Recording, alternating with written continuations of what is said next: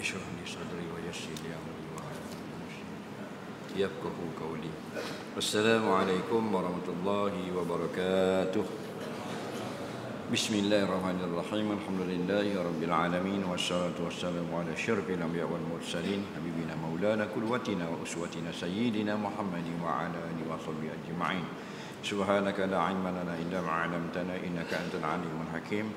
Wa la haula wa la quwwata illa billahil aliyyil azim.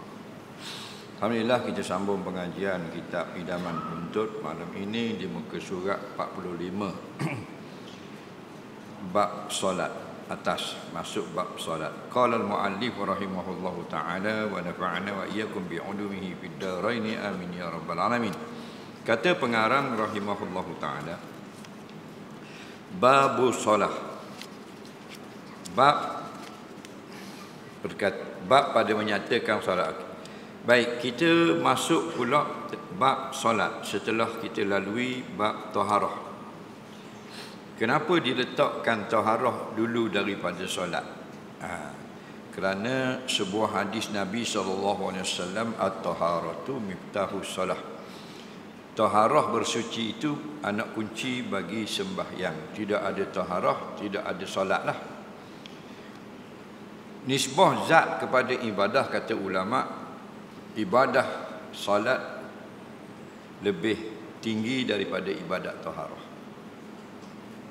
Bahkan semua ibadat yang badaniah, bangsa tubuh badan, maka ibadat salat yang paling tinggi kedudukannya, sehingga disebut sebagai umududdin as-salah. Dalam hadis kata tiang-tiang agama itu adalah salat. Malam ini kita masuk pula babus solah.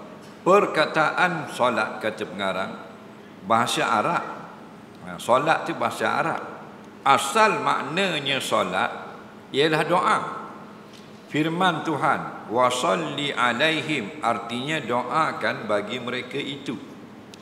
Dan maknanya pada syarak, perkataan-perkataan dan perbuatan-perbuatan yang dimulakan dengan takbir dan disudahi dengan salam.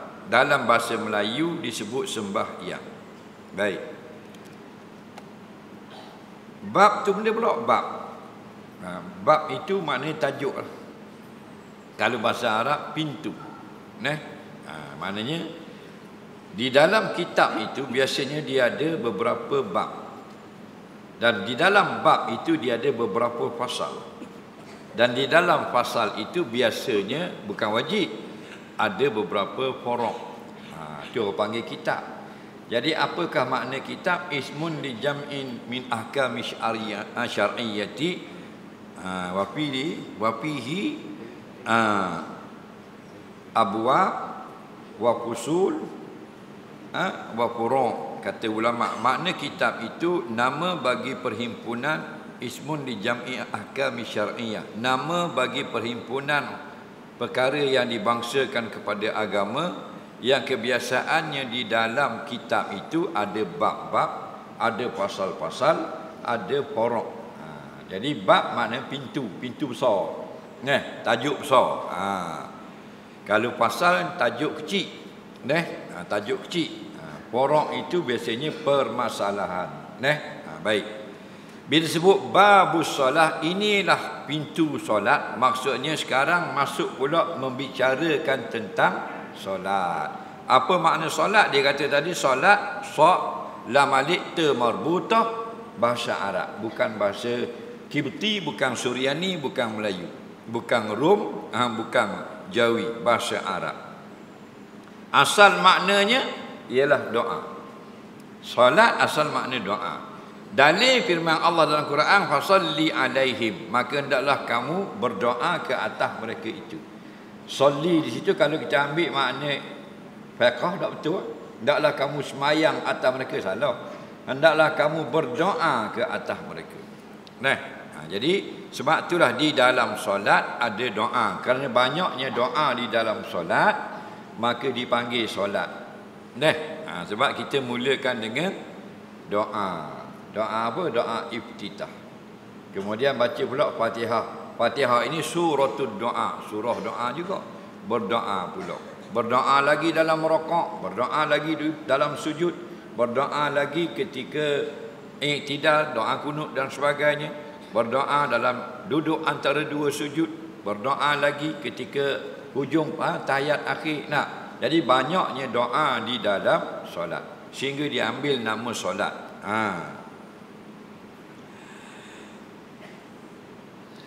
Dan maknanya pada syarak, ingatlah setiap perkataan Arab dia ada dua makna. Kalau kita belajar kitab-kitab, kebanyakan disebut maknanya pada lughah, maknanya pada istilah. Kalau kita mengaji benda agama, dia panggil makna pada syarak. Itulah makna pada istilah. Istilah bergantung kepada ilmu pula. Kalau kita mengaji kitab fiqh, makna pada istilah fiqh. Kalau kita mengaji kitab nahu, makna pada istilah nahu. Faham lagi? Jadi setiap perkataan Arab, beratus ribu kataan kalimah, mesti ada dua makna. Makna pada bahasa lughah, makna pada istilah, iaitu pada agama. Mengetahui makna ni penting. Faham lagi? Adakah fardu kifayah mengetahui makna kalimah Arab? Ya, fardu kifayah, bukan fardu ain. Fardu kifayah. Biasanya tok guru, tok fiqh, tok alim dia tahu. Makna. Jadi kalau orang tanya apakah makna solat pada istilah, pada syarak, kita jawab makna solat ialah perkataan-perkataan dan perbuatan-perbuatan yang dimulakan dengan takbir dan disudahi dengan salam. Baik, kalau orang tanya Syekh, ada satu soalan. Kalau boleh jawab, boleh nikah dengan anak saya. Contoh. Faham tak? Pasal dia nak minta anak orang tu. Apakah makna solat? Faham ni? Budak tu pun jawab, solat ini maknanya aqwalun wa af'alun muftatahatun bitakbir wa muhtatamatun bitaslim. Boleh nikah. Iaitu makna solat itu ialah beberapa perkataan, beberapa perbuatan yang dimulakan semuanya itu dengan takbir dan diselesaikan dengan assalamualaikum warahmatullahi. Itulah solat. Kalau orang jawab lain daripada itu, rekaat semata-mata. Kita buka kitab mana pun, dia akan jumpa lagu itulah. Okey, kita buka kitab Majmu' Imam Nawawi, dia akan jawab sama. Solat artinya beberapa perbuatan dan ucapan-ucapan yang mula dengan takbir, sudah dengan salam. Faham? Dalam bahasa Melayu pula disebut sembahyang. Dulu jadi satu isu. Dia kata tak boleh pakai sembahyang. Ada dia nak buat pandai. Dia mengaji tak dah payah. Jadi payah sangat mengaji, buat pandai sendiri lah. Ada ke orang nyakit lagu tu? Tahu tak? Orang ngaji payah. Malah dah aku ngaji, buat sendiri, pandai-pandai sendiri dah. Tu jadi membur cakap. Dia kata tak boleh kita cakap sembahyang. Nak pergi mana? Nak pergi sembahyang sejid. Haram cakap sembahyang. Apa haram? Pasal kita tak sembah berhala. Dia buat apa pula? Sembahyang itu untuk orang kafir. Kafir mana pula? Sembah berhala yang tidak bernyawa. Tu semua tu pelawak belakang. Tok guru ulama-ulama Nusantara, ulama Arab tak ada sebut kerana mereka tak pakai perkataan sembahyang. Okey, tok guru dari Patani, Selatan Tai, Naratiwak, Yala, tok guru di tanah Melayu kita sampai ke Indonesia, sembahyang itu asalnya sembah yang Maha Esa. Okey, sembah Tuhan yang Maha Esa. Direngkaskan dengan sembahyang. Faham lagi? Bukan sembah berhala. Yang mula-mula sembah ialah sembah Allah. Faham lagi? Tidak ada lagi zaman Nabi Adam orang sembah berhala. Mula-mula terjadi ni syirik sembah berhala zaman Nabi Nuh, 1000 tahun lepas zaman Nabi Adam. Jadi Arab panggil solat, Melayu panggil sembahyang. Nak tulis sembahyang pun boleh, nak tulis solat pun boleh. Mari kita solat, boleh di Facebook boleh. Jom sembahyang boleh juga. Benda yang sama. adalah sembahyang yang diperdukan dan yang diwajibkan ke atas manusia itu ialah 5 waktu sehari semalam. Sembahyang kalau orang tanya sehari semalam, berapakah yang wajib? 5 saja. 5 saja. Hari Jumaat pun 5, hari lain pun 5. Hari Jumaat 5. Dia kata dah Jumaat dengan Zuhur? Tak. Kalau siapa sembahyang Jumaat, tidak ada sembahyang Zuhur. Siapa sembahyang Zuhur, kerana tidak ada Jumaat. 5 juga. Faham? Kita pergi sembahyang Jumaat. Subuh se, Jumaat se, Asar se, Garik se, Isya. 5. Bini kita tak sembahyang Jumaat. Hari Jumaat. Subuh se, Zuhur se, Asar se, Garik dan Isya. 5 juga. Faham lagi? Bini kita pergi sembahyang Jumaat. 5 juga. Laki masuk dalam masjid sembahyang Jumaat. Bini takut anak duduk luar lama lah kereta. Contohlah, pergi musafir mana-mana kan. Siapa tengah jalan, Keluang ke, Segamak ke, apa Kuala Lipih ke mana. Jadi nak sembahyang Jumaat suami, faham lagi? Musafir. Kalau orang ramai boleh bini duduk dalam kereta. Takut. Takut bini dia masuklah sejid attack. Bini dia sembahyang Jumaat. Tak wajib dah sembahyang Zuhur. Ingat tau? Ingat. Kerana bila dia sembahyang Jumaat, walaupun Jumaat tak wajib atas perempuan, gugur kewajipan sembahyang Zuhur. Okey? Jadi sehari semalam tetap 5. Orang yang tak sah sembahyang Jumaat, balik sembahyang Zuhur pula, tu kira 5 juga. Apa? Sembahyang Jumaat tidak sah. Siapa dengan Zuhur semula, 5 juga. Faham? Kalau kita pergi sembahyang 6, haram. Sah dah sembahyang Jumaat, biar tak sedap kalau tak sembahyang Zuhur. Tak boleh. Faham? Dia sah dah sembahyang Jumaat. Dia pergi balik sembahyang Zuhur pula. Apa mu sembahyang Zuhur pula? Tak sedap. Saya rasa tak sedap kalau tinggal Zuhur. Tak boleh. Hukumnya haram. Ulama kata. Yang boleh sembahyang Zuhur di rumah, tak teringat lagi sembahyang Jumaat tadi tak sah. Faham? Sembahyang Jumaat tadi tidak sah. Faham? Bila nak sembahyang dah, nak sembahyang semula Jumaat, habis dah waktu. Kena sembahyang Zuhur qadha. Faham? Pada asalnya wajib diperbuat tiap-tiap fardu itu dari awal waktu sebagai wajib yang panjang masanya hingga tinggal secukup-cukup masa mengerjakan dia sembahyang. Ketika itu wajib dikerjakan dengan serta-merta. Baik.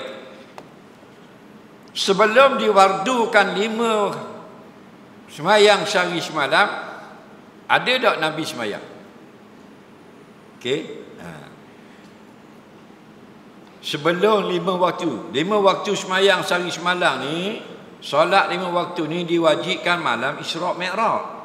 Faham?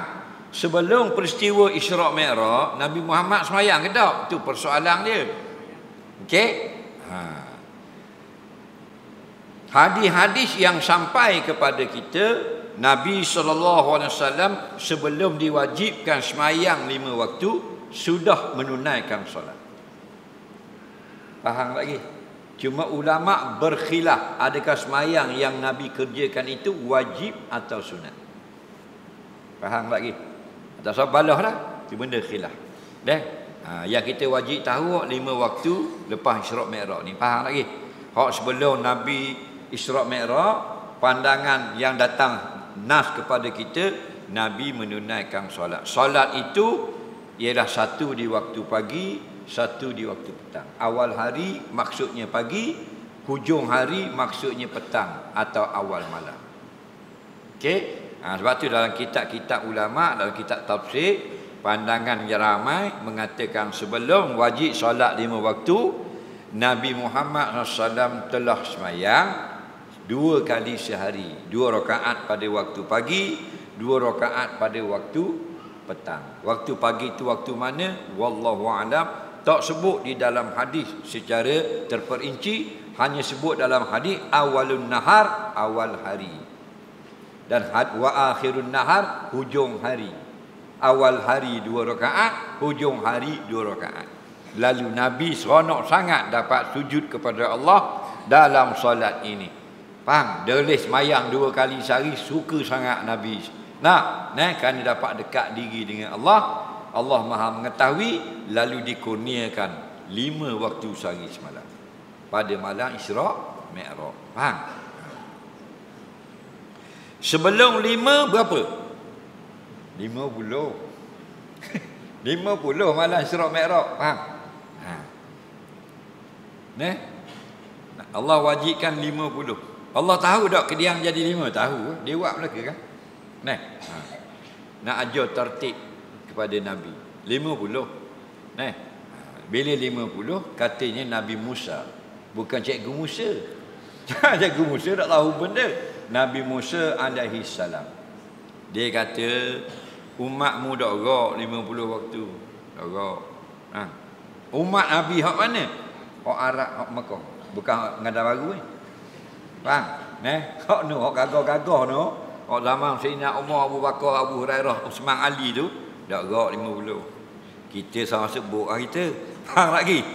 Hak umat Nabi, hak gagah-gagah, dak gerak 50. Siapa khabar? Nabi Musa. Bukan Haji Musa. Kalau Haji Musa kau tak layan dah. Faham? Nabi Musa alaihi salam. Ni dalam hadis. Lalu Allah kurangkan kepada akhirnya 5. Bila sampai 5 je sehari semalam, Zuhur, subuh, Zuhur, Asar, Maghrib, Isya, Allah berfirman pada Nabi, la yabaddalul qaulu min ba'du. Lepas pada ini tidak lagi dikurangkan daripada 5. Maka Nabi turun Isra' Mi'raj pada waktu subuh, kumpul sekalian manusia. Allah mewajibkan atas kamu semua sehari semalam khamsu salawatin, 5 waktu sembahyang. Dalam 5 ada juga orang lepas garik saja. Garik saja sembahyang. Orang lain tak sembahyang. Ada orang sembahyang 4 waktu saja, subuh tak sembahyang. Tahu? Payah nak bangun subuh. Lagi. Hak dak sembahyang terus ada. Hak dak sembahyang terus pun ada juga. Kalau pergi Palestin jadi Palestin. Dah tak sembahyang tu. Pada asalnya wajib diperbuat tiap-tiap fardu itu dari awal waktu sebagai wajib yang panjang masanya semayang hingga tinggal secukup-cukup masa mengerjakan dia kan semayang. Ketika itu, ketika cukup masa nak semayang saja, wajib kerja serta-merta. Apa maksud? Maksudnya begini. Contoh, waktu subuh masuk pukul 6 pagi, habis pukul 7. Contoh. Bila masuk waktu subuh pukul 6, Allahu Akbar, Allahu Akbar. Oh, subuh dah. Wajib semayang subuh. Wajib bukan pukul 6. Wajib bermula pukul 6. Kena faham baik. Bukan wajib semayang subuh pukul 6. Faham lagi? Tapi wajib semayang subuh bermula pukul 6. Sampai pukul 7. Mana antara pukul 6 sampai pukul 7 ni wajib. Dia yang dalam kitab-kitab usul fiqh dia panggil wajibun muwassa'un. Wajib sebenarnya ni wajib yang luas waktunya. Maknanya antara pukul 6 sampai pukul 7 itulah waktu subuh. Batulah pada hari Zuhur tu datang Sayyidina Jibril alaihi salam malaikat ajar Nabi tentang waktu solat. Hari pertama Jibril Nabi semayang dengan Nabi pukul 6. Esokkan Nabi semayang, lepas tu Nabi Jibril semayang lagi pula masa nak terbit matahari. Lalu Jibril kata daripada pukul 6 sampai pukul 7 ni lah waktu subuh. Maknanya gini, bila masuk pukul 6 subuh, Allahu Akbar, Allahu Akbar, bermulalah wajibnya waktu semayang solat subuh. Pukul 6 bermula wajib solat semayang subuh. Kekal waktu wajib itu sampai pukul 7. Lama mana? 6 sampai 7. 1 jam. Sejam luah tak? Luah tak? Luah lah tak? Bukan kepik-kepik, seminit kepik. Sejam luah tak? Luah lah. Dia panggil wajib muwassa'un. Wajib yang diluaskan waktunya. Maknanya semayang subuh ini wajib pukul 6 pun wajib, pukul 6 suku pun wajib, 6.20 wajib, 6.30 wajib, 6.45 wajib, 6.50 wajib. Semuanya dikira telah menunaikan kewajipan. Samalah dengan Zuhur. Kalau Zuhur pukul 1, Asar pukul 4, maka semayang pukul 1 pun Zuhur. 1.30 boleh, 1.40 boleh, 2 suku boleh, 2.19 boleh, 3.10 boleh, 3.30 boleh, 3.40 boleh. Faham? Kerana itulah waktu zuhur. Sebab tu dalam kitab-kitab fiqh dia kata waktu sembahyang itu pertama waktu afdal, kedua waktu ikhtiar, ketiga waktu jawas, keempat waktu karahah, kelima waktu tahrim. Apa makna waktu afdal? Waktu masuk bila kita sembahyang waktu afdal, solat suku pahala. Awal waktu dapat pahala yang suku. Dapat kelebihan solat awal waktu. Faham? Bilakah waktu afdal? Lepas daripada azan. Habis azan dia panggil waktu afdal. Lepas tu waktu ikhtiar. Kita tak boleh sembahyang waktu afdal, nak sembahyang waktu ikhtiar. Bila? 20 minit selepas masuk waktu. Boleh. Faham lagi? Waktu jawas, waktu boleh saja di mana-mana. Paling luas waktu jawas. Kalau subuh nak sembahyang 6 suku waktu ikhtiar. Waktu jawas lepas pada waktu ikhtiar. 6.20 waktu ikhtiar boleh. Waktu boleh. Faham lagi? 6.30 boleh. Bila waktu makruh? Waktu makruh kalau sembahyang asar matahari sudah tidak panas. Bukan sebab mendung, ketika langit tidak ada awan. Matahari direct kena tubuh kita dah panas. Kerana apa? Kerana dekat nak jatuh. Contoh 10-15 minit lagi nak tenggelam. Kalau pukul 4 asar kita terbit 5.30, kita duduk tengah matahari berasa lagi panas. Taklah panas sangat, tapi ada rasa lagi haba panas. Faham lagi? Tapi kalau 15 minit nak tenggelam matahari, tak, cahaya matahari ada lagi tak muka, tak rasa panas. Faham lagi? Ini kata ulama fiqh, ketika matahari sudah tidak memanaskan kulit, makruh. Maksud makruh itu siapa yang sengaja eret waktu sembahyang, pergi kepada situ baru nak start sembahyang tanpa uzur, perbuatan dia eret itu makruh. Sembahyang pahala macam biasa, eret perbuatan tu makruh, dibenci syarak. Bila waktu tahrim tidak muat solat. Contoh solat 4 rakaat muat 3 waktu haram. Contoh sembahyang kita perlukan 5 minit. 4 minit lagi baru nak habis waktu baru kita nak sembahyang. Haram. Apa yang haram? Kita sengaja lambatkan tu haram. Sembahyang tidak haram, jangan salah faham. Sembahyang satu kewajipan. Faham? Eret tu haram. Itu bagi yang sedar, bagi tak sedar tak ada masalah. Contoh tak sedar, lupa. Dia jadi bingung, dia tak mayang isya lagi. Patut mayang isya baru tidur. Tak, dia jadi bingung, duk mikir minyak dah turun-turun minyak. Lagi. Jadi bingung lah tidur gitu. Esok sudah tak ingat semayang isya malam. Tidak masuk buk. Maksudnya tidak dikira. Faham lagi? Bila start wajib dia, sekarang baru wajib. Semalam tidak wajib. Kerana wajib atas orang yang sedar. Orang lupa tidak ada wajib. Orang tidur tidak ada wajib. Sebab tu Nabi kata man nama ang salatin falyusalliha idza staiqadha. Barang siapa yang tidur daripada mengerjakan solat, hendaklah dia kerjakan solat itu setelah dia jaga. Kalau dia jaga masih ada waktu, tak ada masalah. Kalau dia jaga sudah habis waktu, namanya qada. Berdosa, tidak berdosa. Bila? Jika dia tidur sebelum masuk waktu. Masuk waktu dah tidur lagi, tu baru berdosa. Allahu Akbar, Allahu Akbar. Subuh dah. Syaitan kata Allah baru bang, lambat lagi kau mak. Sikit lagi bawah. Kita pun kejam bangun 8 suku. Faham lagi? Beres bawah orang kita dah. Boleh jadi orang Israel. Nampak? Ni solat sokong Israel lah benda. Lupa tidak dia ambil kira. Bila dikira, jaga. Tidur dia tidak dia ambil kira. Tidur dia pergi wakaf tanah dia, tak sah wakaf. Tengah tidur dia pergi cakap wakaf tanah, tak sah. Tengah tidur jawab nikah, tak sah. Tengah tidur atas gerai, cerai bini, ngigal, tak sah. Faham? Tidur akad jual beli, tak sah. Nampak tak? Kenapa? Kerana dia syarak tidak mengiktiraf perbuatan yang tidak disertai dengan akal yang sejahtera. Orang tidak ada akal. Ada. Sebab tu orang yang dia nak nikah seorang lagi, dia nak tanya bini dia beri ke tak. Jangan tanya masa jaga, tanya masa tidur. Tanya masa jaga bakal dak nikah lah mo. Boleh kapok atas kepala mo.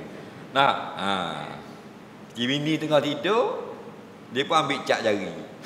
Lagi. Tu. Kalau bini report ke mahkamah syariah tidak sah. Mana boleh tengah tidur. Ni buat kira.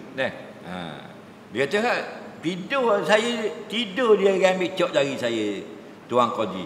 Dok tidur lagi dia macam gemam-mamam gitu. Kata tu lelaki dia.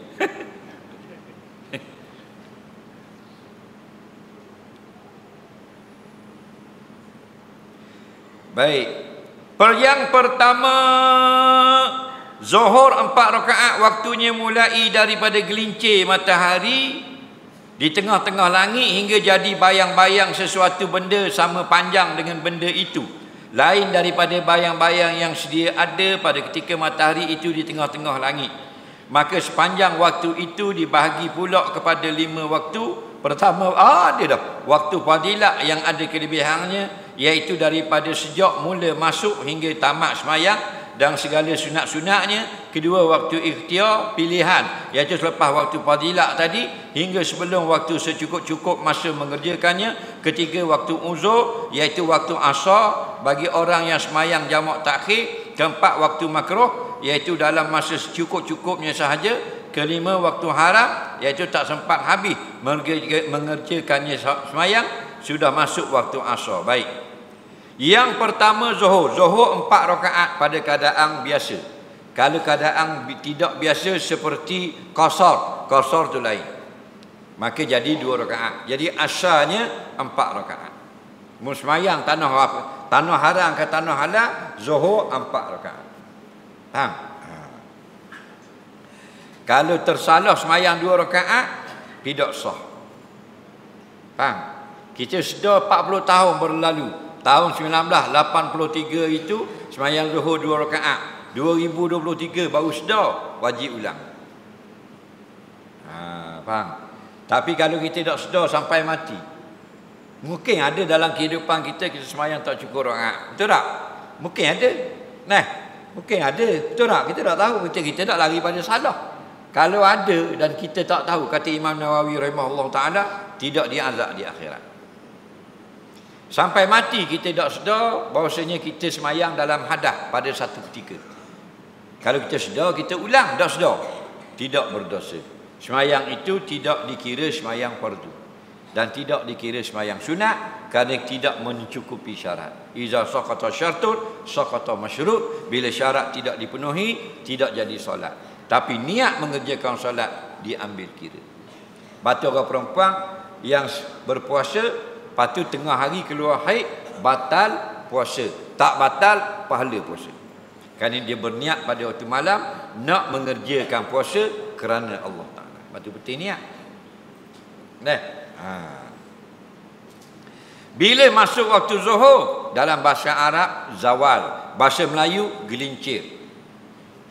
Nampak? Zawal tu gelincir, dia gelincir kasut ke bawah, kan? Gelincir matahari. Matahari ni dia naik daripada ni. Contoh naik daripada ni. Ini matahari naik. Naik kot ni. Sunrise. Ujung lagi sunset. Sunset. Okey, matahari naik, sunrise, syuruk. Turun, ghurub. Tenggelam. Nampak tenggelam. Melayu tenggelam.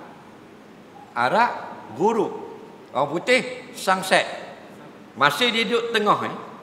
Tengah ni matahari ni duduk tengah-tengah. Faham? Bila duduk tengah-tengah antara timur dengan barat, belum masuk waktu Zuhur. Faham? Bila waktu Zuhur, lebih sedikit ke arah tenggelam. Maknanya jadi tenggelam dah ni. Lebih sedikit je dipanggil waktu Zuhur zawal. Tengah-tengah istiwa. Nampak sawak bersamaan. Istiwa sama tengah. Bumi kita lepeh ke bulat? Dia bahang lepeh dia kok. Jadi naik motor ke laut dia kata jangan muka jauh sangat, takut kena ujung jatuh bawah tu. Nak buat gua ni. Nah, dia mengaji tafsir. Ingat naik. Ni kita duduk sini. Ni kita ni naik tengah-tengah matahari istiwa, matahari tengah kepala. Condong ke ini sikit, condong bahasa Melayu, faham? Bahasa Arab zawal. Itulah waktu zuhur. Sampai mana? Sampai kepada suku langit. Antara zawal tengah dengan ghurub separuh. Maknanya last kali waktu zuhur bayang sama panjang dengan tuan bayang. Kalau tuan bayang satu kaki, bayang satu kaki, itulah hujung waktu zuhur. Kerana waktu asar bayang lebih panjang dari tuan bayang. Ni tuan bayang. Faham tak lagi? Faham tak bayang-bayang benda apa? Benda bayang. Bayang ni lah hak hitam oh. Tak je tengok bayang. Cik Mak tahu tak? Nampak bengong muka. Faham? Bayang. Jadi kalau kita tak ada jam, tak ada application, tak ada kopak, tak nak buat mana nak tahu asal? Buat gini. Ambil botol ini, contoh botol, jatuh. Jangan buat geruk punggung jatuh. Bila jatuh gini, toreh. Okey? Toreh. Tengah hari boleh buat dah. Lepas tu akak balik botol.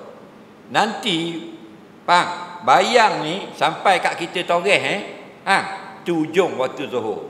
Bayang panjang dari hak kita toreh ni asar. Senang tak? Senang. Ni lagi senang. Lagu mana? Pakai iPhone 50. Install application. Dah masuk waktu barang bunyi dah. Kemudahan. Kan kemudahan nikmat Allah. Samsung pun ada.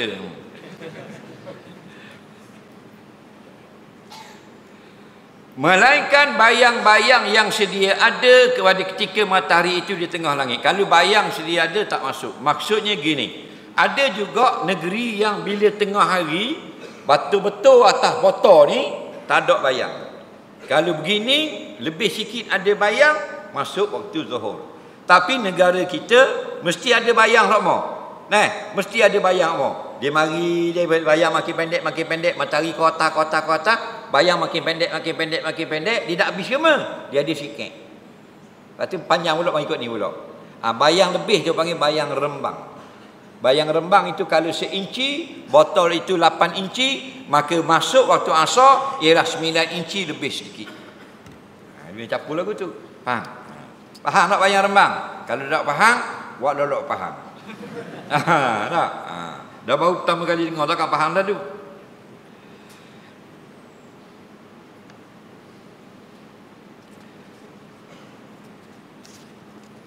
Yang kedua, asar 4 rakaat waktunya mulai dari bayang sesuatu benda itu jadi panjangnya lebih daripada sekali ganda benda itu.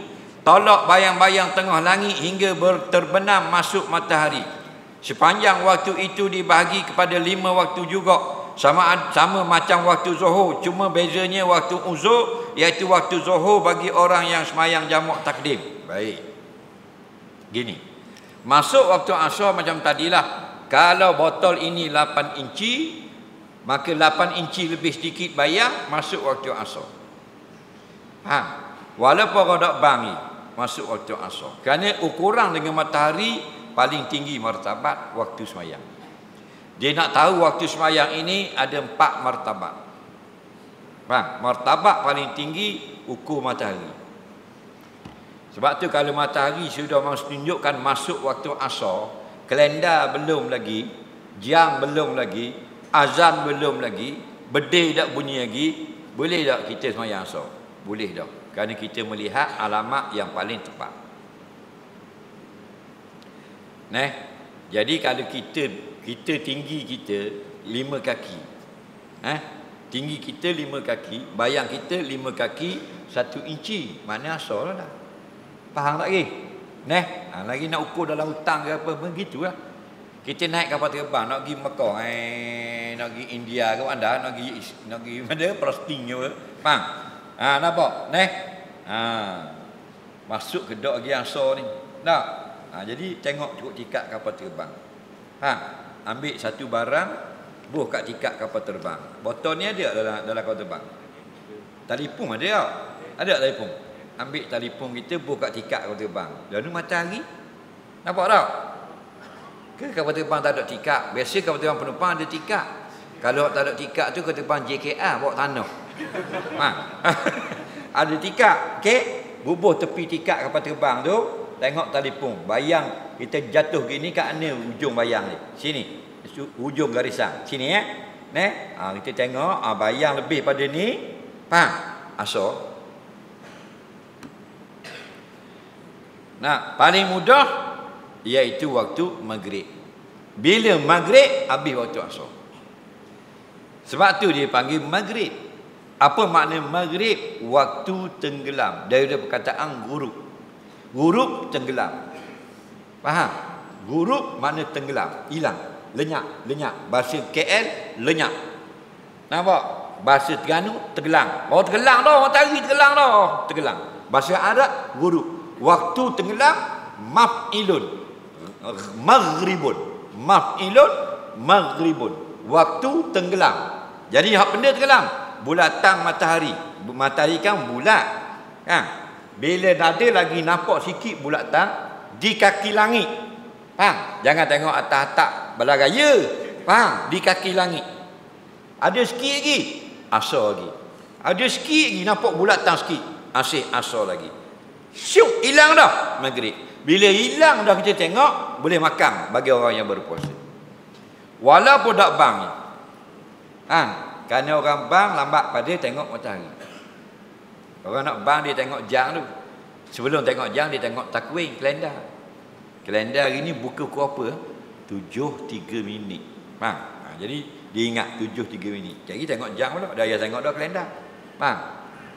Sebab tu dimaafkan pada orang yang buat takwim 3 minit. Maaf 3 minit. Faham?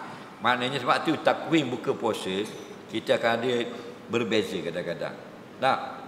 Buka puasa takwim jabat agama 71 minit. Sabasum 72 minit. Maidin pukul 7. Boleh pakai belaka. Dimaafkan. Kerana apa? Kerana dibuat ikut palak setahun sekali. Tak wajib buat palak tu hari-hari. Faham lagi? Habis tu waktu masuk solat. Jadi kalau terawal sedikit biasanya sah semayang. Awal 5 minit bermasalah. Jadi kita tengok, tenggelam dah matahari. Puak, makan. Tak batal dah puasa. Faham? Tapi matahari di kaki langit. Jangan matahari duduk atas bukit besar hilang. Faham tak? Orang bukit besar lindung. Oh, tak ada dah matahari. Dalam kitab kata boleh makan dah. Pukul 3 suku. Faham lagi? Tu garik lain tu. Garik Syiah tu. Yang ketiganya maghrib 3 rakaat. Waktunya mulai daripada mula terbenam matahari berkekalan hingga hilang cahaya merah di kaki langit. Ini menurut kaul qadim, kaul yang lama bagi Imam Syafi'i. Kaul qadim maknanya pandangan Imam Syafi'i ketika tinggal di Iraq. Jikalau ikut kaul jadi kaul baru, maknanya pandangan Imam Syafi'i ketika duduk di Mesir, waktu maghrib tidak lebih dari 15 minit sudah habis.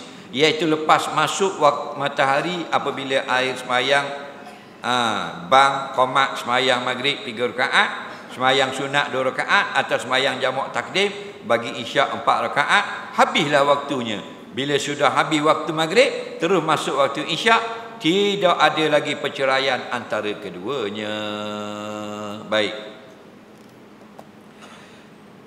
Imam Syafi'i sepanjang menjadi ulama imam mujtahid, dia ada 2 tempat tinggal.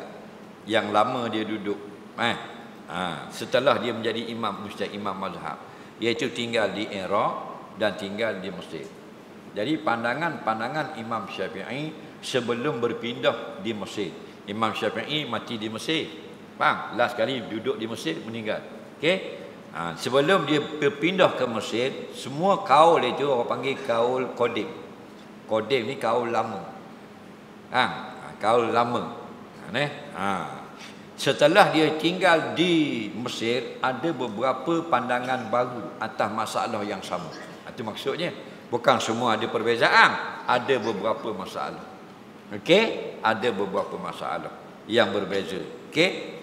Jadi pandangan Imam Syafi'i setelah duduk di negeri Mesir dipanggil kaul jadi pendapat baru. Kalau orang mengaji fiqh akan ada benda ni. Kita orang awam ni ikut orang ngajar sudahlah. Tak sakit kepala. Maka pendapat yang baru, semayang maghrib waktunya pendek 15 minit lebih kurang.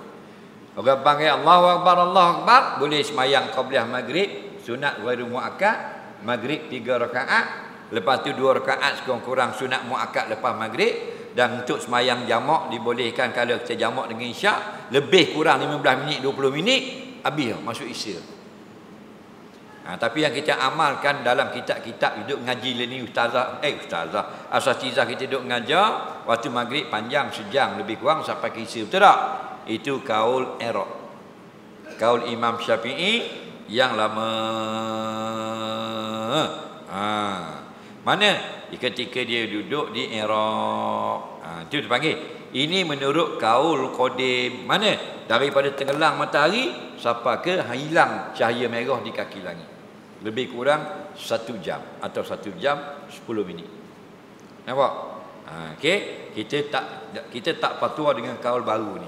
Ada lebih kurang 15 atau 18 kaul qadim menjadi pendapat muktamad dalam mazhab Syafi'i. Faham?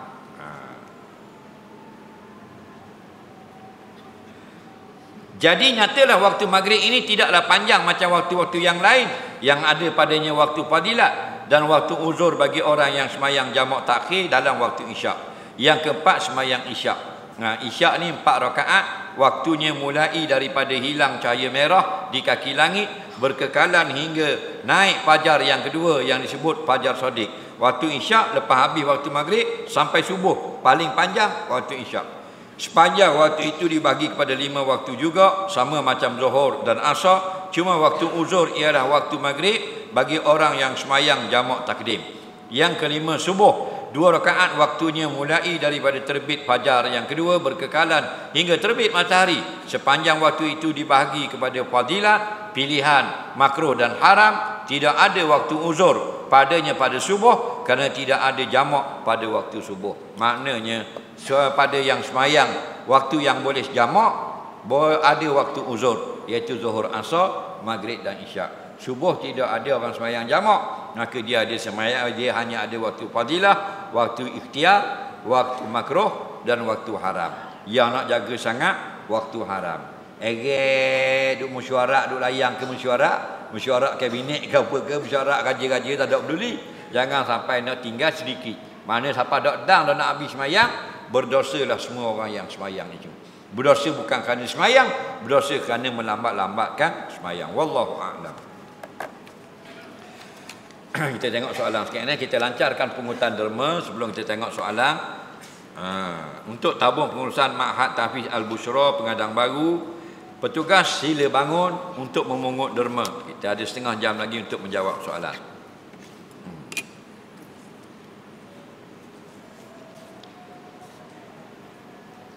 Bagi yang nak nak beri sumbangan kepada Masjid Jamid Pengadang Baru melalui online, menggunakan akaun Bank Islam 13053010017702. Yang nak tolong bayar bil api masjid boleh di mana saja anda berada online. Akaun TMB 220726997406. Nombor akaun bank tadi dan nombor akaun TMB kita tak akan buang, ada dalam kuliah saya di Facebook, TikTok dan YouTube. Klik kuliah, tengok bawah tu. Kok rasa nak beri 100 riyal, 200 riyal, akan datang, masuk terus. Belang duduk belunjur tak katil pun boleh. Gunakan online bank.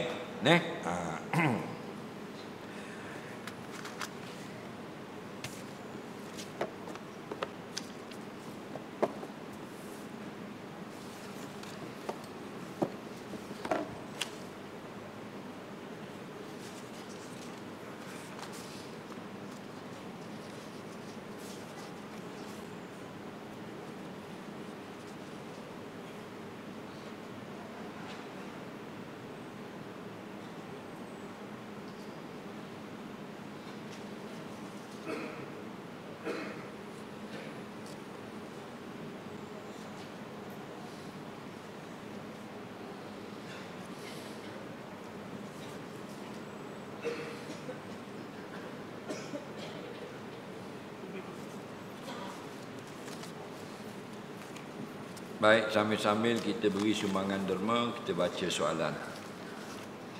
Bagi orang yang kencing tidak lawas, soalan pertama, bagaimana dia nak melakukan ibadat haji dan umrah? Dia yang disyaratkan bersuci daripada hadas ialah pada ketika tawaf. Kerana dia berada di dalam masjid. Okey? Tawaf ini sebagaimana sembahyang, begitulah tawaf. Sembahyang wajib suci dari hadas, maka tawaf pun begitulah. Kerana Nabi sebut dalam sebuah hadis, at-tawafu bimanzilatis solah. Tawaf itu satu maqam dengan sembahyang, iaitu wajib tutup aurat, wajib suci dari najis, wajib suci dari hadas. Jadi kalau bagi orang yang daimul hadas, sama macam solat. Masuk waktu kita nak tawaf, bersihkan istinja, kemudian kita letaklah benda yang mengurangkan keluar, seperti kapas atau tisu atau suatu. Kemudian kita ambil wuduk dan kita lakukan ibadat tawaf. Dalam tawaf diberikan maafan sebagaimana dimaafkan berlaku di dalam solat. Dalam solat keluar kencing setelah kita baru pakai cawat, dimaafkan, maka dimaafkan juga pada tawaf. Kerana at-tawaf bimanzilatis solah. Bila dimaafkan kata ulama pada ketika solat keluar kencing, dah pakai dah plasta, pakai tisu, maka dimaafkan juga dalam ketika tawaf. Soalan seterusnya, apakah hukum melukis benda yang hidup? Seorang lelaki dia kerja melukis orang, dia buat gambar orang. Buat gambar orang lah. Nabi kata, kamu akan disuruh hidupkan gambar ini di hari kiamat nanti. Takut dia. Dia kata, saya tak pandai lah. Nak kerja lain saja, pandai lukis dah, nak mencari makan pun ni. Nabi kata, kalau mu tak ada dah bakat lain, maka lukislah yang tidak bernyawa. Faham lagi? Jadi sebab tu ulama kata, harus hukumnya melukis yang tidak bernyawa. Lukis gambar motor, gambar lori, gambar kapal terbang, gambar kereta kebal, gambar RZ. Baik, kemudian pula datanglah pandangan-pandangan ijtihad ulama tentang melukis. Jika kita lukis itu kerana maslahah atau pelajaran, hukumnya harus. Syekh Idris Al-Marbawi dalam muqaddimah Qamus Marbawi depan sekali ada mendatangkan 5 atau 6 dalil diharuskan melukis kerana maslahah. Okey? Contohnya kalau di universiti, di kolej, di sekolah, dalam makmal, dalam bilik untuk belajar, ada tak gambar-gambar yang dilukis? Apa tujuan?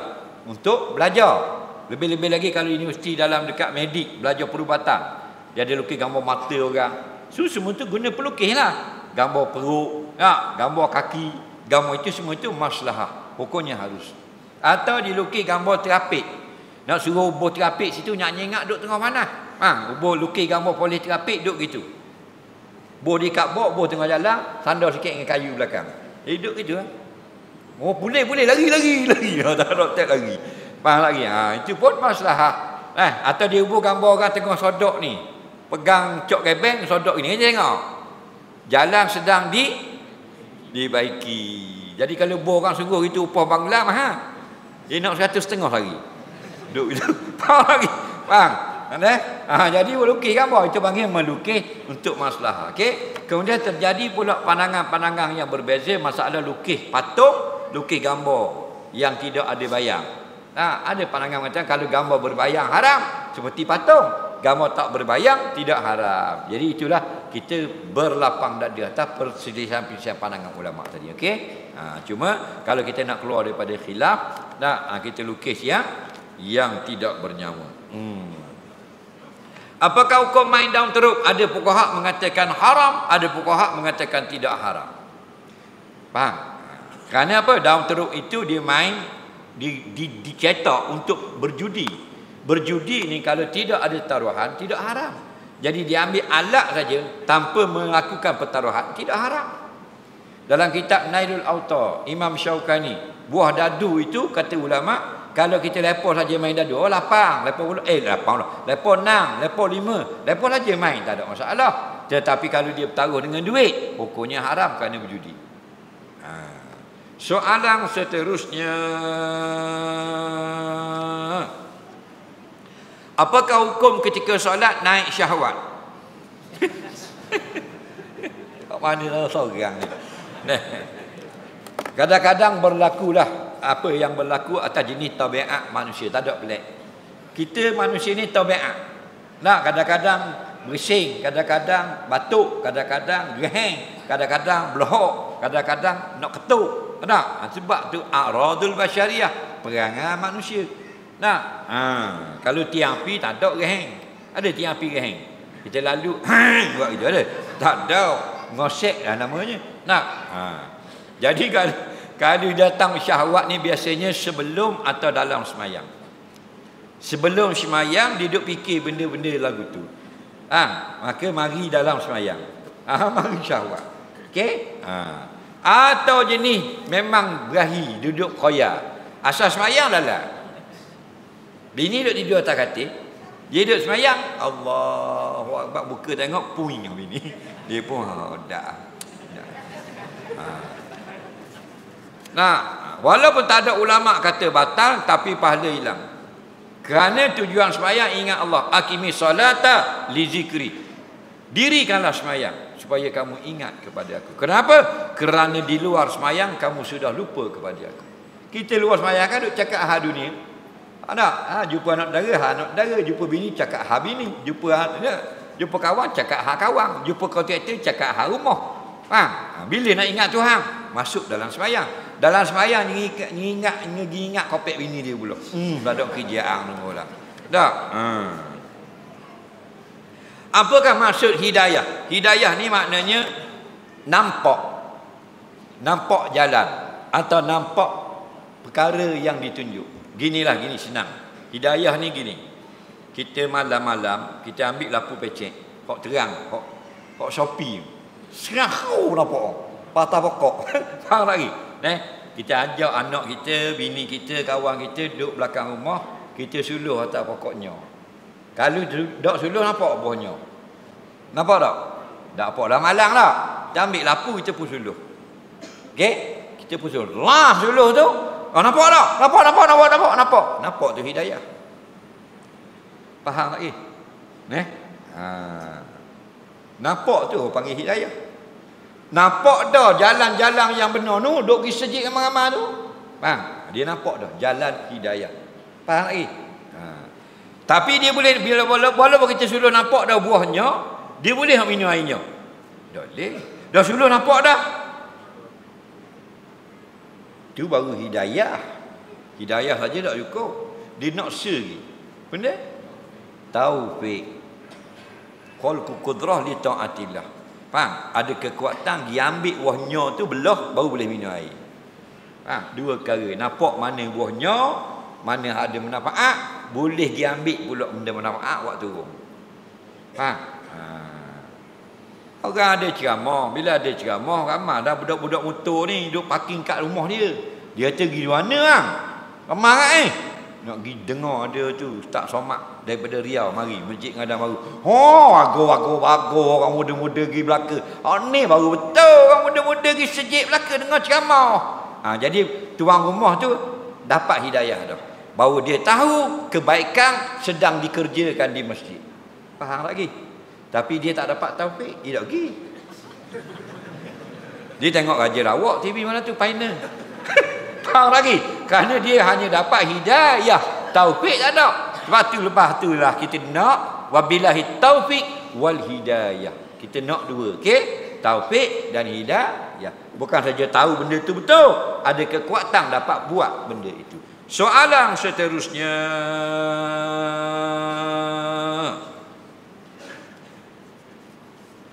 tahnik bayi umur berapa minima dan maksima? Bila paling afdal? Tahnik bayi hari pertama lahir, hari ke-7 lahir. Pandangan ramai hari yang 7. Nampak? Wa yuhannaku yauma sabi'i walidihi, dan sunat ditahnik akan bayi pada hari yang ke-7 kelahirannya. Nah, Dalam kitab dalam kitab Syekh Zakaria Al-Ansari dan Hasyiah Bujarimi, kalau hari 7 tu terlepas, hari ke-14 afdal. Kalau hari ke-14 tu ada hijrah, hari ke-21. Tapi kita tak ada masalah. Hari ke-7 dok dah, hari ke-8 tak ada masalah pun. Bukan wajib pun. Faham? Sampai bila tidak ada had dengan hari, tapi sampai pada dia makan daripada sebelum dia makan benda-benda lain. Bak ramai orang dia salah faham. Anak 4 bulan baru mari tahnik. Nampak? Gigi 2 tahun baik gitu gigi. Faham? Kita nak masuk jari takut hilang jari. Jadi nasihat kita lah, ada 3 perkara nak khabar. Orang awak mari tahnik ni ada semua lepas kuliah tu tak? Semalam 8, semalam 9, malam kemarin 7. Budak baru lahir, bukan yang umur bulan-bulan. Bulan-bulan tu orang doa. Tahnik je sebelum dia makan susu, faham? Maka kita masukkan dulu kurma, kerana mengikut perbuatan Nabi SAW. Tapi tak salah nak tahnik budak umur 2 tahun. Faham? Tak salah pun, tak ada ulama kata haram. Sebaik-baiknya pada awal kelahiran. Okey, hari ke-7 sampai ke hari 21. Kalau 3 bulan buat mari dah tu orang dak tahnik. Yang kedua, buat marilah buah yang molek-molek. Banyak dia buat mari buah keras ketul macam ke tayar kita kebai Israel. Buah. Kita gigi nak patah gigi kita hak pahu dah. Kayak gigi kita pula kena tahnik. Faham? Keras ketul. Jadi ikut si padahal dia tidak muliakan anak dia. Allah beri anak molek-molek. Apa salah pergi beli hak mahal? 15 riyal sutik. Dok sini 15 riyal sutik ada, 3 riyal sutik hak kelas, hak molek. Betul tak? Dak. Hak repuk, hak itu semut noh. Kita pun lah uluk noh. Kata binawen dalam hati nak. Reti bahasa. Ada? Dak reti bahasa dia panggil. Betul tak? Pandai buat anak je. Okey? Buat molek-molek, muliakan anak kita. Jangan ubuh air. Ramai orang gigi tuang air dalam roh kemur. Jadi belepeng. Jadi belengah kau habis tak tahu benda. Orang nak mamah tu. Nak lembut, nak bubuh dalam mulut, nak lembutkan dalam mulut, nak asah di langit dia. Gigi cuah air. Apa dia suruh aku? Kali kawan dia kata, "Mu tahniah nak mu buah air kan?" Mujuk kawan dia dak suruh buah minyak lenda. Tidak je. Yang ketiga, kalau kita tahnik dak kena piti. Ramai orang ibu piti lah siapa? Dak kena. Percuma mana kena piti tahnik. Takut-takut dah ada piti dia terpaksa gok. Malu mata ke ustaz buh gok peloya. Rasa dak kena piti. Faham lagi? Mu nak wi tak apa sejota pun kau ambil. Tapi dak kena duit nak khabar. Tak susah dak kena duit. Okey? Cuma nak tahnik budak baru lahir 7 hari, 14 hari, 21 hari. Okey? Ni jauh 3 hari. Soalan seterusnya, apakah hukum main motor bising kat rumah orang? Tak apa, kalau rumah orang tak ada orang. Dekat rumah orang, tapi orang ada. Tak apa. Dia tak bolehnya orang ada. Bila orang ada, mengganggu tak? Dia buat bising, dia buat dengan benda. Dia guna kaki, dia guna tangan. Dia guna tak? Buat kan ni? Okey. Dia rank minyak. Reng dia pula. Al-muslimu man salimal muslim min lisani wa yadi. Nabi kata orang Islam yang baik ialah yang selamat orang lain daripada tangan dia, daripada mulut dia. Dia tangan dia tu mudarat ke orang. Pergi perih. Kita kalau jenis ada anak kecil, budak-budak ni kalau kita ambil baby, umur 6 bulan, 7 bulan, kita bohlah buat tidur selalu. Jarang budak boh tidur selalu, jarang. Banyakkan kena benda. Kena ayung. Kena ayung tu. Kalau hak pakai juk tu dia terik. Ada lagu terik teng tak teng tak teng tak teng tak teng tak teng tak teng. 3 lagu dak tidur ni. Betul tak? Lelah. Tapi rumah sebelah dia pergi start motor. Exhaust bising. Yoshimura. Apa tak? Akrapobik. Bom. Selok budak mata tu baik luar mata. Faham? Itu sebab tu ulama kata haram. Kerana memudaratkan orang. Ad-dararu yuzadu. Kaedah Islam, la darara wa la dirar. Tak boleh. Ezah mu bising, mu kena start kat tadak orang. Faham lagi? Mula lalu kat rumah orang, tak boleh. Pasal apa? Memudaratkan orang dilarang dalam Islam. Mu suka kalau tuan anak tuan motor kita buat kacau kat rumah dia. Dah suka tak? Tapi anak orang tak ada masalah. Dia panggil penting diri.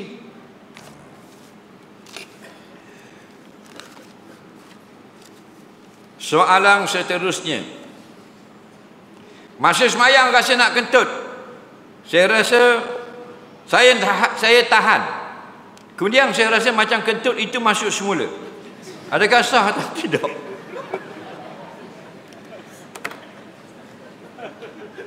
Dia nak kentut dalam semayang, dia pun tahan. Bila dia tahan, kentut tu masuk balik. Nampak? Dengar baik-baik, yang membatalkan wudu ialah khuruju syai' min sabilaini. Keluar sesuatu daripada kemaluan depan atau belakang.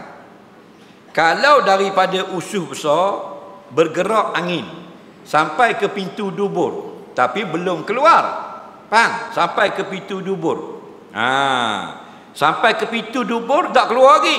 Dia pun masuk balik sebab tuan dia tahan. Tuan dia buat gitu. Dia pun kona U-turn masuk balik. Tidak batal. Yang batal ialah keluar angin, keluar tarik, keluar najis, keluar air, keluar mazi, keluar wadi daripada dubur atau kemaluan. Walaupun keluar sedikit. Angin sudah keluar sikit, hak lain masuk balik. 90% masuk balik, 10% keluar. Batal. Jadi yang kata batal masuk balik itu ialah sudah keluar. Ni dubur, sudah keluar. Faham? Sudah keluar, masuk balik. Itu batal. Hak mu ni belum keluar. Dalam usus kita daripada usus besar nak ke pintu dubur jauh kok, kat 5 kilo perjalanan. Kadang-kadang kita berasa macam angin lah perut. Bukan, belum batal. Pergerakan angin dalam perut. Okey, jangan berhenti solat.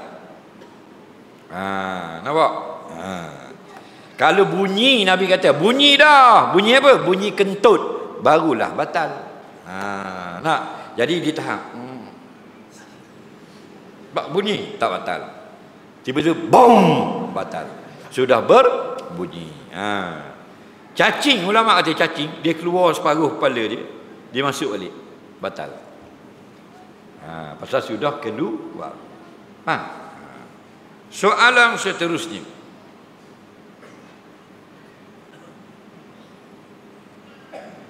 Orang perempuan afdal solat di rumah daripada masjid. Bagaimana pula perempuan yang pergi buat umrah?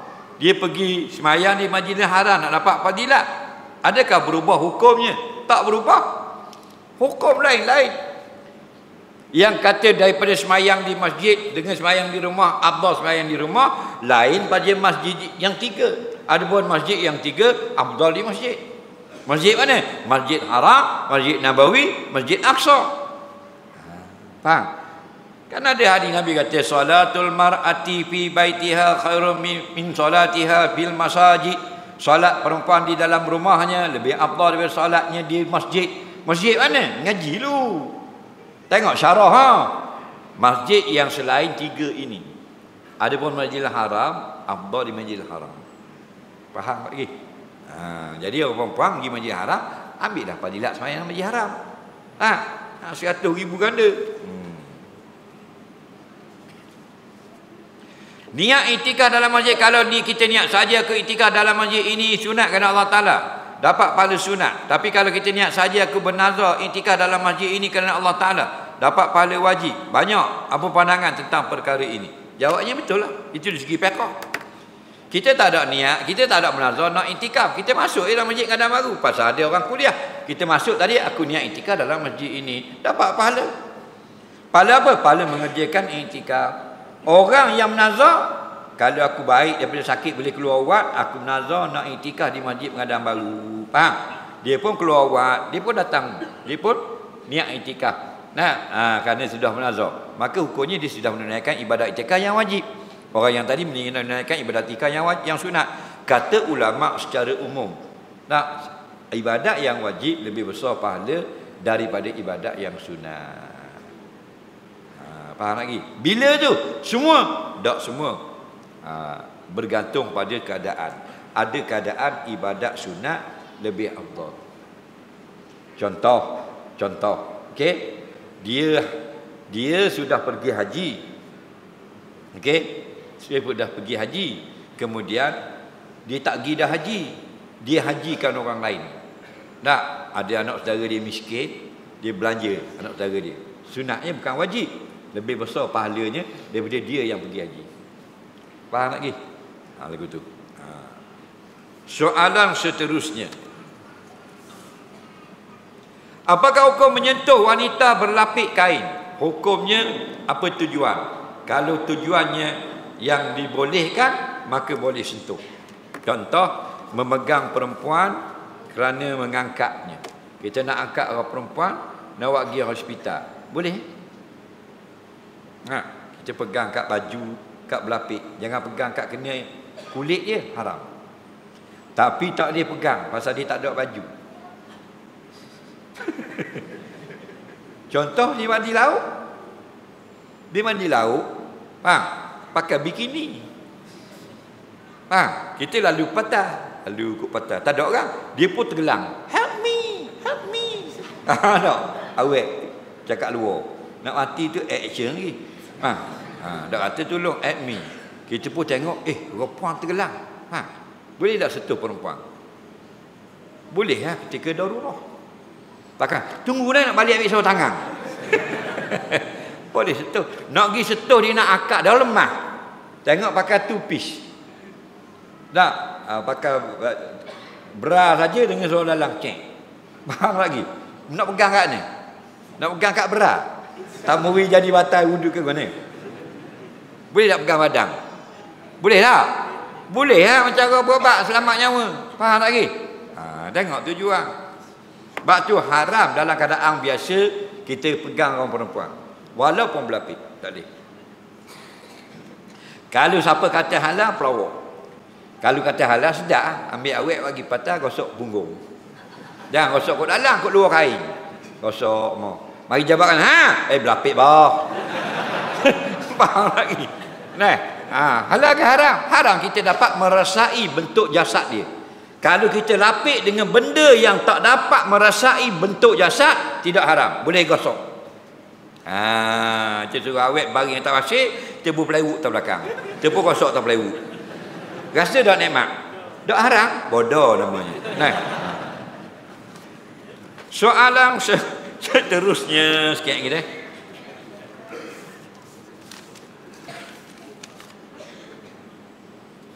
Apakah hukum semayang atas kerusi tapi kaki tergantung? Tak cecah latar kerana tak sapa. Baik. Semayang asalnya semayang duduk bukan atas kerusi. Duduk tu makna duduk di bawah. Ulama berkhilaf duduk di bawah tu hak mana afdal? Pandangan yang ramai duduk iftirash. Tetapi jika tak boleh duduk di atas latar, maka duduklah di atas kerusi. Tak boleh duduk atas kerusi, duduklah lagu mana yang mu nak duduk. Karena la yukallifullahu nafsan illa wus'aha. Allah tidak suruh buat agama ni, maka sekadar yang kamu boleh buat saja. Tiba-tiba kursinya tinggi, dia semayang berdiri tak boleh, semayang duduk bawah tak boleh, kena semayang atas kursi. Semayang atas kursi pula tinggi. Lepas tu orang qamat Allahu Akbar. Tunggu dulu tak bila nak ambil balik, ambil gaji nak kerak kaki kursi. Taklah, maka hukumnya sah. Tapi sengaja digantungkan kaki ni kena jaga. Kakinya letak bawah. Bila semayang atas kursi, dia tak letak kaki atas latar, dia pergi congek kaki sakuk di atas kursi. Ada ulama kata tidak sah. Okey? Soalan seterusnya.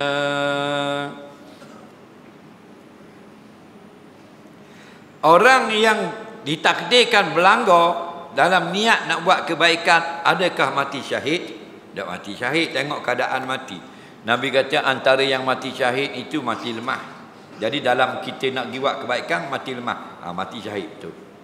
Lagi dalam hadis kata mati terbakar. Dia nak pergi buat benda baik, nak pergi beri sumbangan ke orang Palestin di Kuala Lumpur, tapah di highway, accident, berlanggar, terbakar kereta. Mati hanguh, mati syahid. Dia ada jenis mati. Dalam hadis sebut mati syahid ada dua, satu syahid dunia, satu syahid akhirat.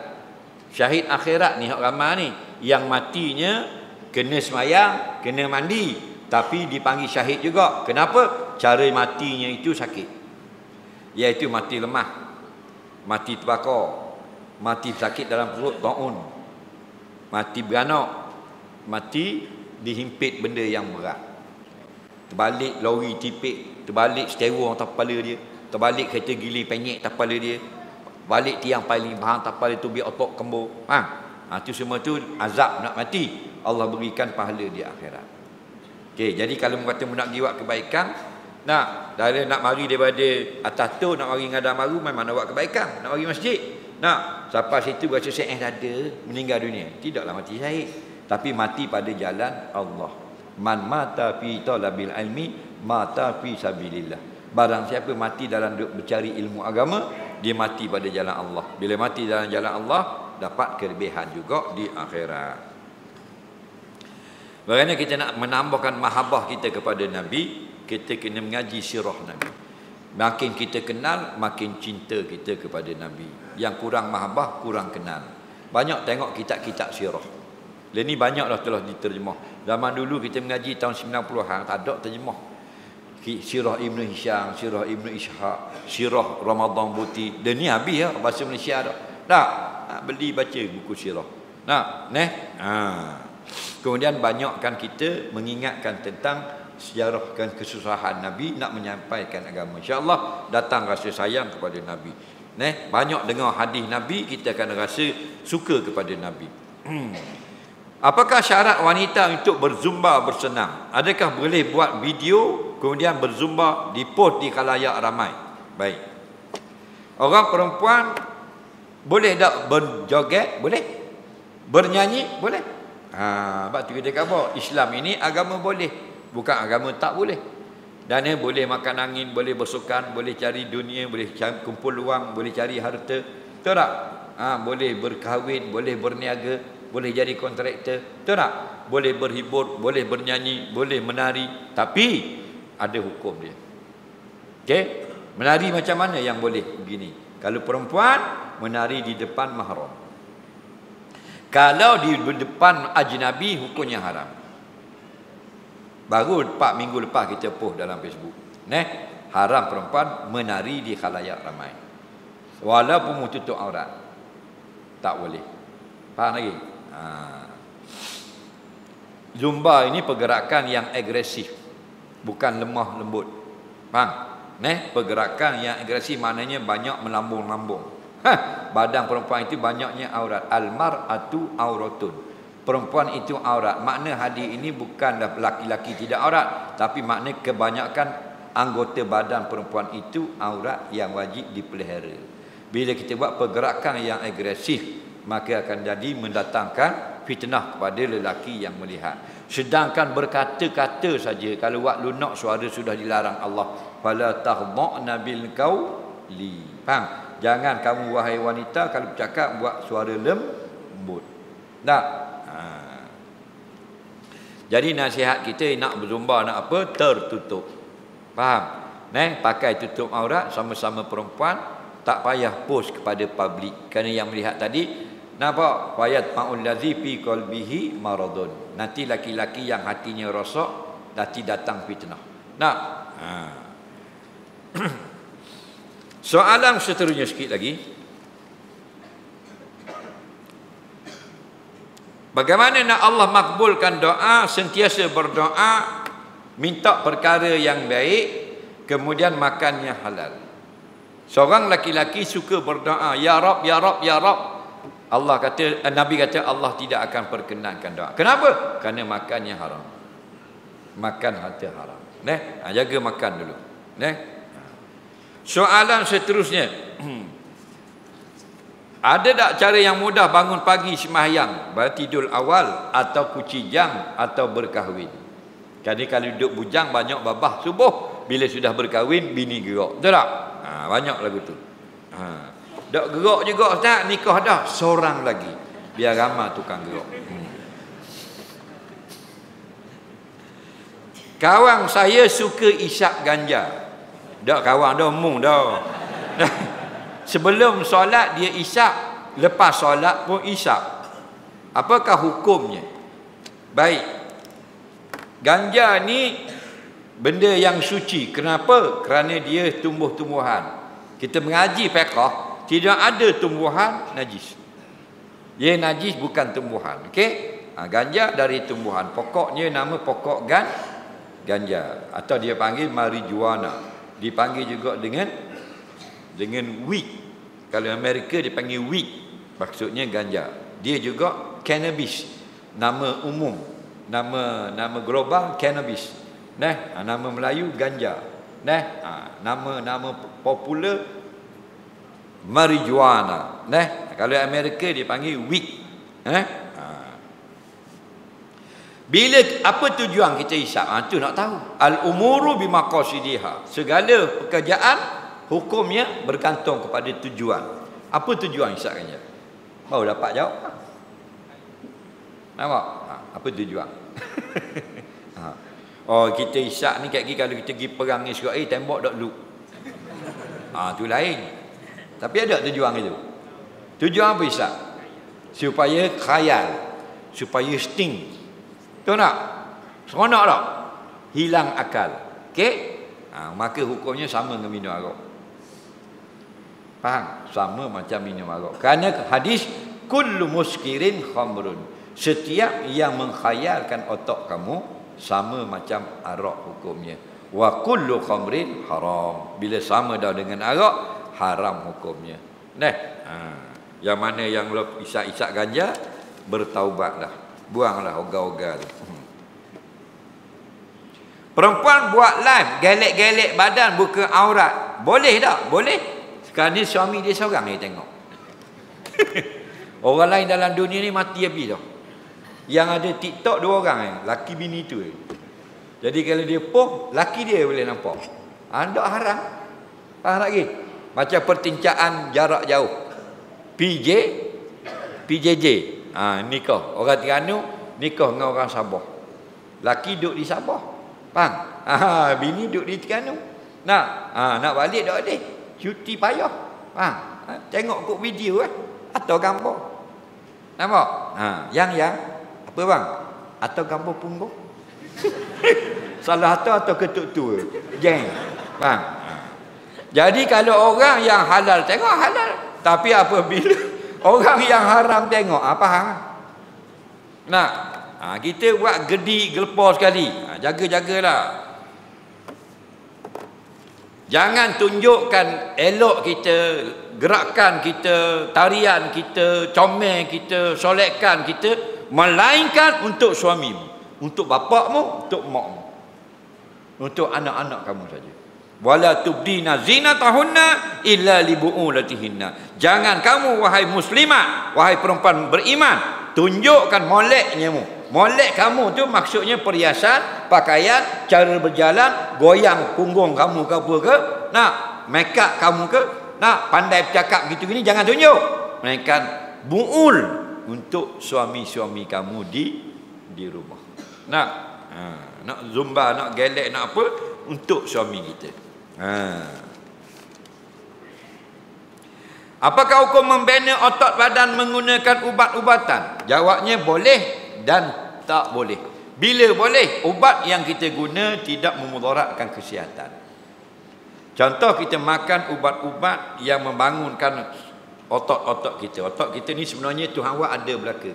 Cuma bila kita guna, 2 cara boleh membesarkan otot. Satu, mengangkat melakukan beban dalam masa yang berulang-ulang, dia akan jadi besar.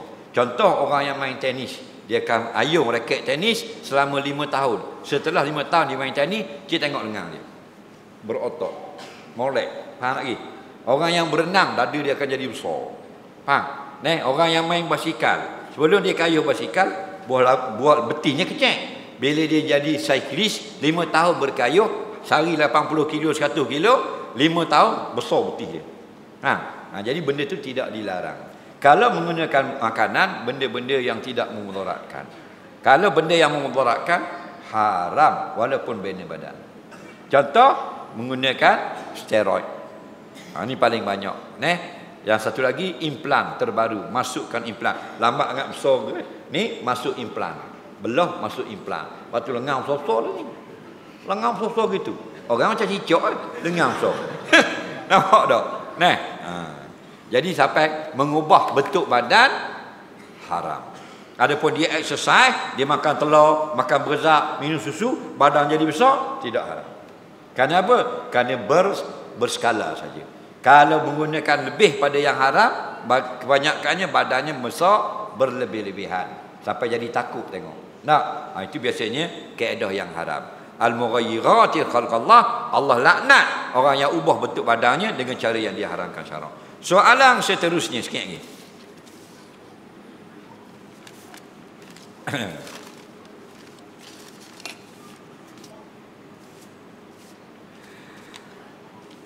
Ada seorang ustaz yang berkata tak perlu kita pulaukan dan boikot syarikat yang menolong Israel kerana tak banyak mana pun yang kita beli dengan syarikat itu yang sampai pada Israel. Pula dah.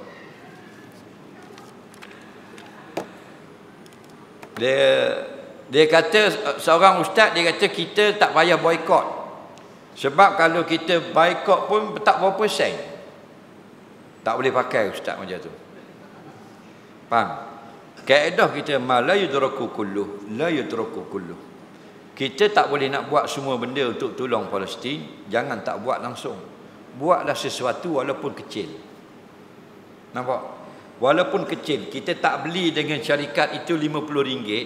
Dia kata kalau kita beli dengan syarikat itu RM50, berapa sen sangat nak sampai ke Israel tu. Jadi tak perlu boikot. Salah tu. Silap ustaz, jangan. Kalau kita tak tahu, jangan buat pala tahu. Betul tak? Jangan. Kisah seekor burung yang membawa air. Dia ludahkan air itu di atas api yang membakar Nabi Ibrahim. Jadi ditanya kepada burung itu, dah air setitik ini takkan padam. Api hak nambut nak bakar Nabi Ibrahim. Sekurang-kurangnya aku sudah menolong, kata burung itu. Walaupun tak padam. Jadi walaupun kita boikot, syarikat itu hanya rugi RM1 saja, atau kekurangan 20 sen saja dengan sebab perbuatan kita, tak ada masalah. Janji kita membantu kerana Allah suruh tolong. Okey. Bahaya ustaz-ustaz lagu ni, dia tak faham, dia ngajar pandai tapi dia nak masuk juga. Dia tak belajar pun fiqh, apa benda siasah dan sebagainya, dia nak masuk serta nak cakap juga. Jadi mengarut ni. Ni banyak ni tebik lagu-lagu ni. Tak. Patutnya ngajarlah macam biasalah. Ngajar tajwid lah. Ni masuk campur juga. Fiqh peperangan tak mengaji. Tak boleh. Kita mampu syarikat-syarikat ini, tapi biarlah syarikat yang terang-terang membantu musuh Islam. Yang tak membantu tak payahlah kita boikot. Yang terang-terang, yang mengaku membantu. Jadi kita gunakan cara ekonomi. Kita tak larat nak bagi peluru, kita peluru pun tak pernah pegang.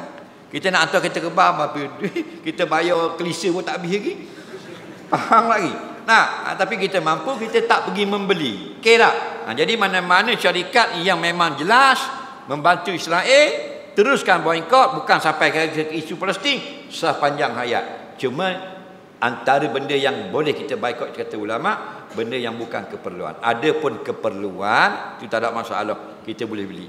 Okey? Tapi kalau benda yang boleh dipilih, tak payah belilah. Kalau bak makan tu kat lain banyak lagi makanan. Betul tak? Ni cara kita membantu orang Palestin. Kan saudara kita. Soalan seterusnya. Kita telan kahak masa puasa. Kahak ni sama macam Mailio lah. Kalau kita buat keluar daripada dalam perut kita, dapat stokor bulan mulut, telan batal. Tapi kalau kita ailio yang duduk dalam mulut, kita telan tak batal. Kahak yang duduk dalam mulut, kita telan tak batal.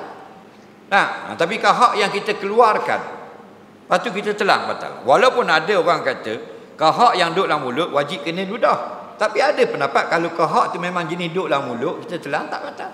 Cuma sebab kata asal kahak itu bukan dalam mulut. asal dalam halqum. Nah, dijadikan kahak itu supaya membasahkan halqum kita. Kerana halqum kita kalau kering, kita sakit. Okey? Begitu juga dengan inguh. Inguh itu Allah buat semua lembapan dalam lubang hidung dia mesti lembab. Sebab paru-paru kita perlukan udara yang lembab. Kalau hidung kita kering, sama kita menapah dengan mulut. Orang yang menapah dengan mulut 5 jam akan rasa tak sedap dada dia. Kenapa? Kerana menapah dengan mulut udaranya kering. Faham? Jadi sebab tu kahak-kahak itu benda yang lembapan dalam mulut. Jadi kalau di kahak tak ada, di waktu bik dalam dada dapat stokor, dia pun telan, batal. Soalan seterusnya sikit lagi. Sikit. Bila nak balik? Nah. Apakah hukum pijak bendera Bani Israel? Macam-macam ni. Nah. Baik, musuh Islam membunuh umat Islam. Budak-budak cabut kepala, cabut mata, cabut tangan, kutu kaki, tubik perut, betul tak? Okey? Mana lebih haram? Bunuh orang dengan pijak bendera. Dalam suasana aman kita tak boleh menghina bendera orang lain, tak boleh. Tapi dalam peperangan boleh tak membunuh? Masa perang Badar, tentera Islam guna pedang betul ke pedang kedua-dua? Pedang betul, faham? Jadi mana lebih berat, membunuh ataupun memijak bendera? Dia bunuh anak-anak orang Palestin, kita tak boleh pijak bendera dia. Banyak cantik. Faham? Jadi lebih daripada itu dibenarkan. Fa'tadu alaihi bimisli ma'tada alaikum. Kan? Siapa yang melampau batas atas kamu, hendaklah kamu buat benda yang sama ke atas mereka itu.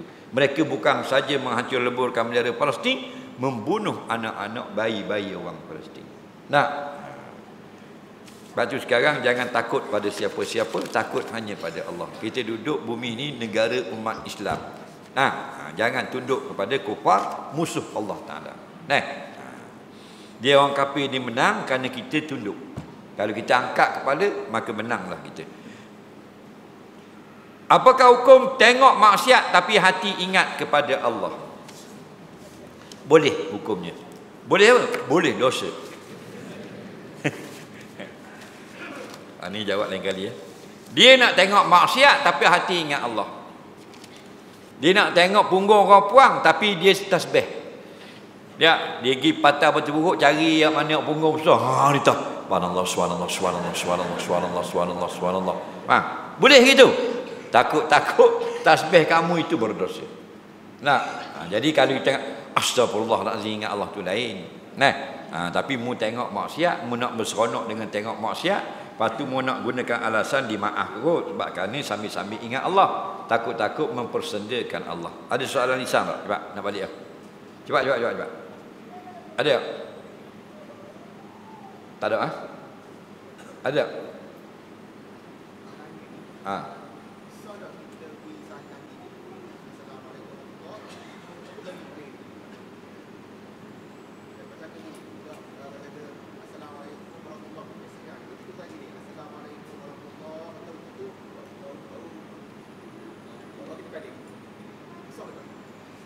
Dia begini, yang afdalnya masa assalamualaikum warahmatullah,